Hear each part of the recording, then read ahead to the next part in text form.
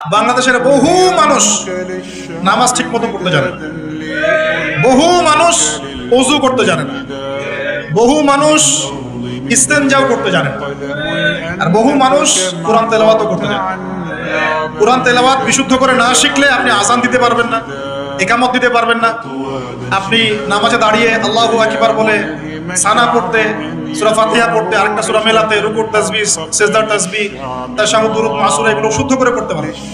আর শুদ্ধ করে যদি না পড়েন অর্থ বিকৃত হয়ে যাবে প্রচুর। মানে আমরা তো নামাজকে কি যে বানিয়ে ফেলেছি, আল্লাহ মাফ করুন, সুবহানাল্লাহ। মানে নতুন নতুন কত শব্দ বের করে ফেলেছে নামাজের মধ্যে। আর একটু অর্থের পার্থক্যের কারণে ঈমান কুফরের মতো অবস্থা চলে আসতে পারে। বিশুদ্ধ করে তাজবিদ সহকারে কোরআন তেলাওয়াত করা শিখতে হবে প্রথমে। আপনাকে মাদ্রাসায় যেতে হলে যাবেন, বক্তব্যে যেতে হলে যাবেন, প্রয়োজনে টিচারকে বাসায় নিয়ে এসে যদি পড়তে পারেন পড়েন, যেভাবে হোক আপনাকে কোরআন তেলাওয়াত শিখতে হবে।